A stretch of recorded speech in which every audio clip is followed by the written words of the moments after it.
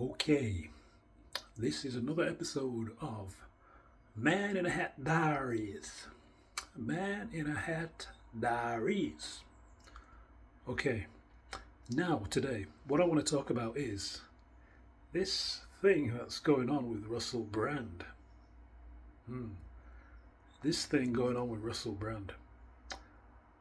Hmm. How are we to look at this?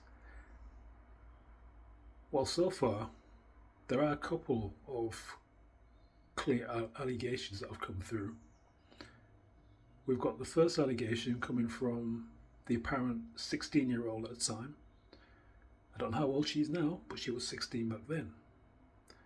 Today, now she says that Russell Brand sent someone to her school to pick her up in a taxi. Well, taxi driver, I suppose, to pick her up in her school from a taxi when she was 16 years old. Now, obviously, when you include school and 16 and sex, it says a lot of bad things, doesn't it? It makes it kind of like it sort of churns up a lot of emotions. It's done that way on purpose. So you've got to understand the emotions that it's going to put you in once you put these things together: sex, 16, school, some man in his 30s. Yeah.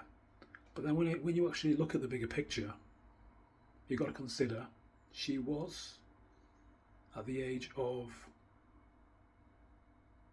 sexual consent, meaning she had the right to consent to sex due to her age. Though that doesn't make him look good, I'm not saying he was good, but due to her age and her legal ability to agree to sex, it seems not to make it illegal. Though I'm not sure why a 30 something year old man would want to have sex with a 16-year-old, but it seems it wasn't illegal. But it does make you kind of feel very emotional about a certain situation where someone is sending a taxi driver to a school to pick somebody up and bring them round to the house.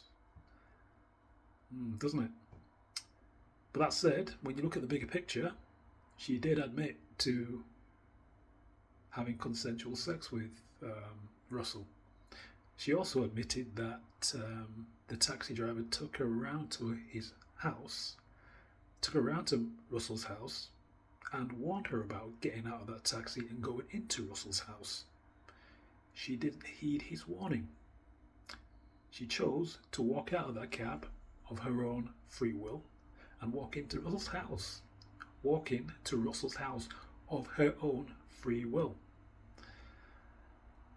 She later then explained that they got into a bit of an argument at some point. You know, it might not be the same day, it could have been any number of days, where he actually pulled at her underwear. She told him to get off. He didn't get off. He carried on. So she got angry and decided to punch him in the stomach to make him get off. Now, though she's 16, some people may think, well, she's only a 16-year-old. She can't really have the mind of an adult, and she's being emotionally abused and controlled and groomed. She certainly had the strength of will and maturity to punch him in the stomach to make him get off. So we need to consider that, because not all 16-year-olds are the same. There are many that are younger than the age of 16 mentally, and many that are older. We have to consider that. The world is full of all kinds.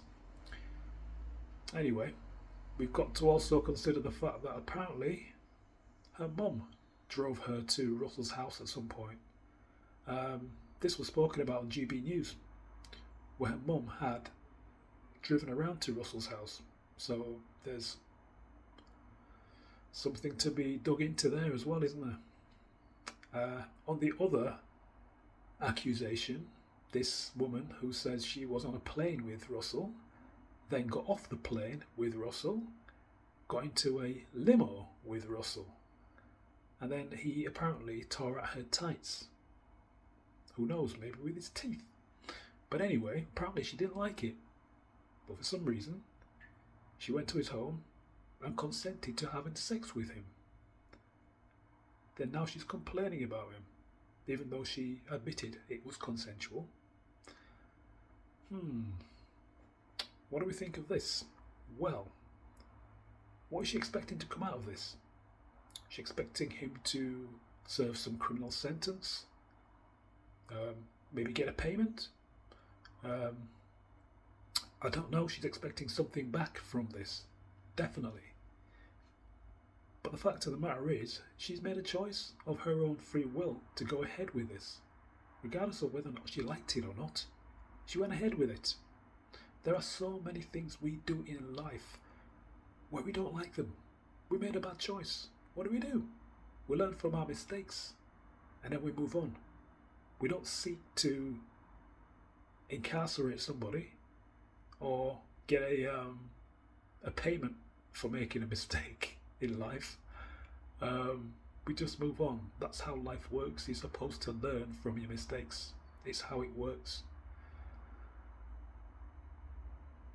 But if we have this safety blanket all the time, or what it seems these modern day feminists are trying to create, this safety blanket of creating laws which protect them in certain ways, they don't have to take any responsibility. If we have these laws come in where we don't have to take any responsibility for our own actions, which have an effect on our own lives, how many of us are actually going to learn from our own mistakes? How many of us are going to learn? I'm pretty sure a lot of us will just lean on that big safety blanket there to protect us from our own folly. What do you think? Okay, I'm over and out for now. Man on Hat Diaries. I will be back.